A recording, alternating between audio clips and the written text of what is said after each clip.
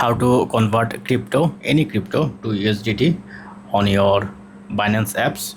For example, this is my current balance, and if you press on your balance and if you go to a spot, then you can see all of your buy crypto. For example, this is the TRX, H bar, Gala, XRP, etc. For example, I want to convert my TRX cryptocurrency as a USDT. Then press on TRX and press on your trading area, and you can see this kind of interface. You have to press on sell.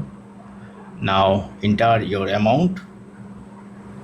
If you press on max 100%, then it will be sell all. So for example, I want to sell only 10 USDT, and you have to select your market and press on sell TRX and press on try to convert. You can also convert is as well. Press on preview.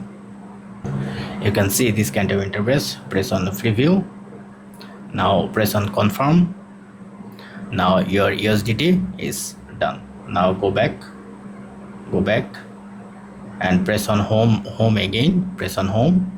Then if you go to your account, go back, then in fund section you can see your USDT balance. That's it. Thank you. Have a good day.